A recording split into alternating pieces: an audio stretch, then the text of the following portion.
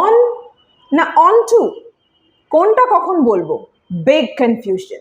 Let's clear it right away. So on হলো একটা preposition, onto আরেকটা। on আমরা দিই যখন কোনো সারফেসের ওপরে কিছু রাখা আছে। For example, if you say the magazines are kept on the shelf.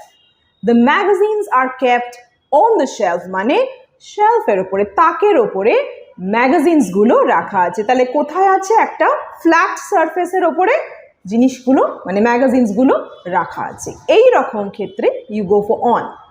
But onto কোনো মুভমেন্ট বোঝায়। এই লাইনটাকে যদি আমরা একটু চেঞ্জ করে বলি, please move the magazines onto the shelf. Please move the magazines onto the shelf. এখানে কিন্তু কি হচ্ছে? একটা মুভমেন্ট বোঝাচ্ছে যে ম্যাগাজিনসগুলো এক জায়গা থেকে নিয়ে আমরা একটু মুভ করে, অবভিয়াসলি হেঁটে শেলফের ওপরে গিয়ে রাখছি। So there is a movement. In that case please use onto. Clear? Example sentence number 2. The children are on the bus. মানে বাসেতে বাচ্চারা আছে। এখানে flat surface, বাসেতে রয়েছে বাচ্চারা, so you say on. But if I say the children hurried onto the bus, বাচ্চারা ছুটে গেল, খুব রাশ করে গেল কোথায়? বাসেতে। So the children hurried onto the bus. It shows a movement, so definitely you go for onto. Okay? By the way, always মাথায় রেখো যে বাস, ট্রেন বা প্লেন এরকম কোনো ভেহিকল, যানবাহনে যদি আমরা ট্রাভেল করি আমাদের দিতে হবে on, because it's a flat surface, big surface where you can stand, even walk around.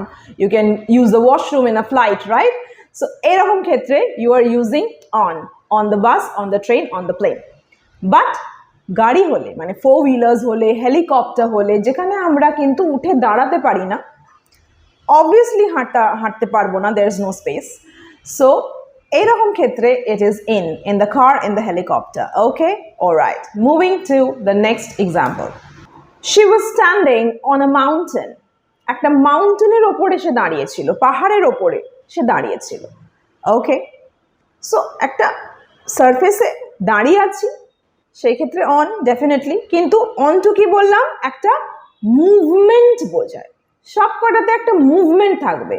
So এই লাইনটাকে যদি আমরা একটুখানি টুইস্ট করে দিয়ে বলি that she climbed onto the mountain. She climbed onto the mountain মানে সে পাহাড়ে উঠলো, চড়লো। তাহলে সেই ক্লাইম্বটা কি করছে? একটা মুভমেন্ট বোঝাচ্ছে। সো ডেফিনেটলি চোখ বুঝে আমাদের ইউজ করতে হবে onto.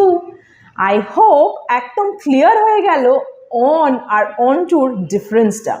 এক্সামে কিন্তু এই কোয়েশ্চেন্সগুলো মোস্ট ডেফিনেটলি থাকে, আর স্টুডেন্টসরা প্রায় সময় এটা কিন্তু গুলিয়ে ফেলে, ভুল করে ফেলে। আর কথা বলার সময়ও আমরা কিন্তু অনেক সময় এই সিলি মিস্টেক্সগুলো করে ফেলি, আমরা কনফিউজ হয়ে যাই কখন অন হবে আর কখন onto হবে। বাট আই হোপ আজকে টোটালি ক্লিয়ার হয়ে গেছে। এইবারে আমরা যে ডিসকাস করব সেটা হচ্ছে ontoর কিন্তু আরও একটা অ্যাপ্লিকেশন আছে। আমাদের টার্গেট এটাই যে সবটাই তোমাদের বলে দেওয়া যে অনে এক্স্যাক্টলি কতগুলো অ্যাপ্লিকেশন হয়, কোথায় কোথায় এক্স্যাক্টলি অন হয়। তো অনের ওপরে একটা ডিটেল ভিডিও প্রেপোজিশনসের অলরেডি রয়েছে। প্রেপোজিশনসের ওপরে অনেকগুলো ভিডিওস আমরা অলরেডি করেছি, ফিক্সড প্রেপোজিশনসের ওপরেও আছে। If you are interested please check it out, the link is in the description box below. Okay, এবার আমরা যেটা দেখব দ্যাট ইজ ontoর আর একটা অ্যাপ্লিকেশন। এটা একটু ইনফর্মাল ইউজ। সো যখন আমরা কোনো কিছু পুরোটা জানি, you are fully aware of something, you have full information about something, তখনও কিন্তু আমরা onto ইউজ করে থাকি। Okay, so example sentence number 1. He knew that we were onto his plan. তার মানে সে জানতো যে আমরা তার প্ল্যানের ব্যাপারে টোটালি জানতাম। ওকে, we had like full information about it, we were aware about it. So এইবারে দেখো এই লাইনটা যেরকম আছে রেখে onto জায়গাটা তোমরা aware দিয়ে রিপ্লেস করে দেখো তো। So let's try. He knew that we were fully aware of his plan. বুঝতে পারলে? সো onto এখানে aware বোঝাচ্ছে, where you are totally aware of their plans, you know everything about the plan. Moving to the next example.